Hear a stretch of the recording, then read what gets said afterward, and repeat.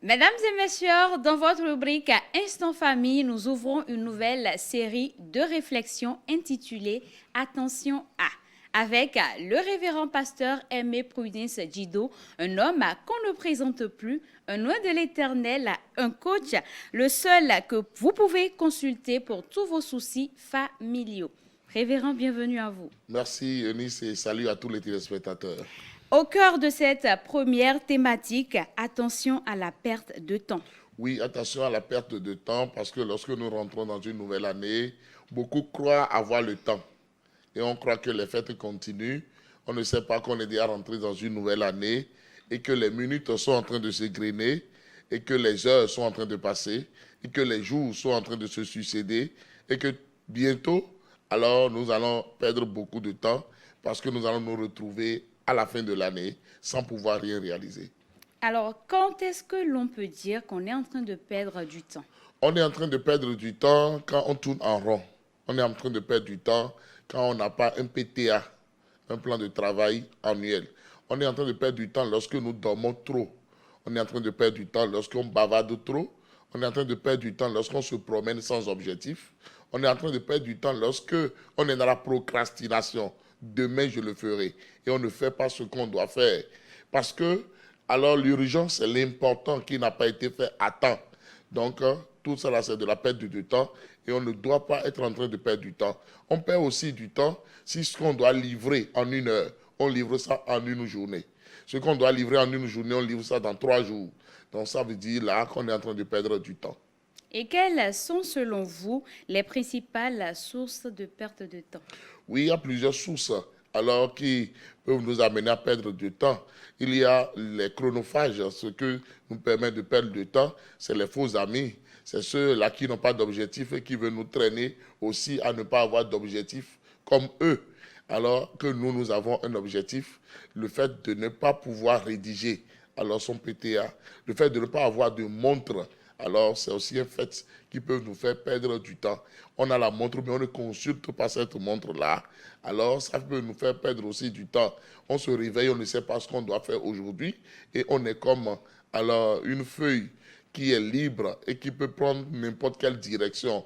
Tout cela, alors nous fait perdre du temps. C'est des indices de perdre du temps et nous ne devons pas être comme ça. Est-ce que le manque d'objectifs peut favoriser la perte de temps, du temps?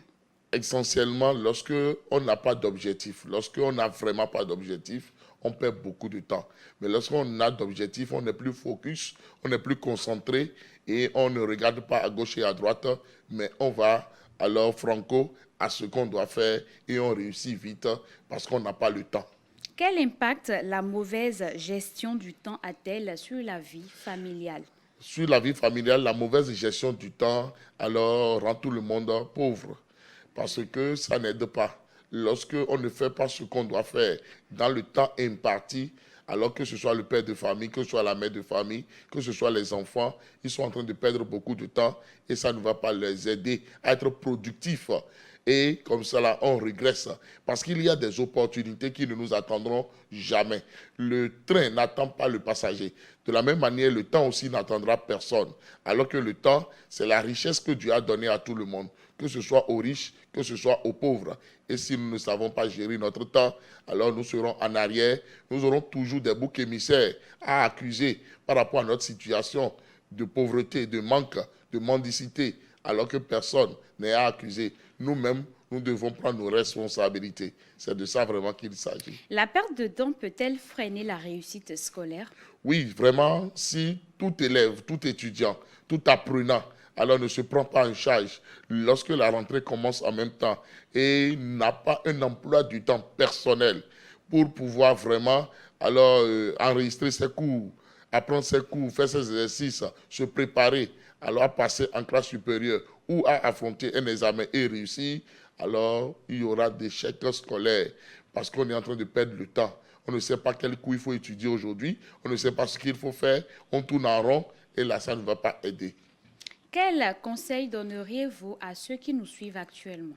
Je dirais à tous ceux qui nous suivent que l'année a commencé et que nous ne devons pas perdre notre temps. Si nous voulons capitaliser sur cette année, alors nous devons revoir vraiment notre PTA, avoir ce PTA là sous les yeux et saucissonner maintenant tout ce que nous devons faire, alors en jour, en heure et vraiment y aller rapidement pour pouvoir commencer par télécharger tout ce que nous devons avoir comme réalisation en cette année. Nous ne devons pas piétiner parce que le premier mois est en train de finir déjà. Bientôt, nous allons aborder le second mois.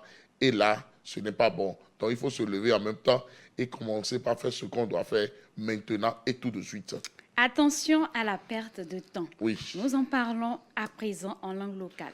Mi koko dɔ wɛ do mi do namlo tete nu wenu de mi na se lo mo ze gu o do we de le no e bi o ko ye yo me de le no ve do le mi do wenu okpo la e je so cha mi na blo eni le bi ku no so lo bo no ze wenu me to ze gu me de le ti no dam no ba mo di to no hu kan me de le ti o alisa no hu kan yi e no do e de le o ba jono ba o ko to le ba alisa do je no de e glo e no ati le glo lo bo no do aji hoe lo bo no si pa dawe lo bo no ra ehun dawe whatsapp we ne le de so kabi tele kwikwo ne le bi hu yi no lo bo no yi game si beto si we no li ta me mo mo nte we ndo na blo ka gbezanche o gan ho le me lo nte we ndo na blo o suon fu lo fite we ndo na de no gbezanche o e so no kan ni obi o me de ya we no magaro ni la cambio me de we o e no guto yiwe me le bi don ko yiwe bo bi je mi ko guto yiwe e no mo e vivia o to we o no ya o file we ya do won do me ya mi do na chite do mi de wo lo wona to no jire gameoro yiwe gameoro te po me de boa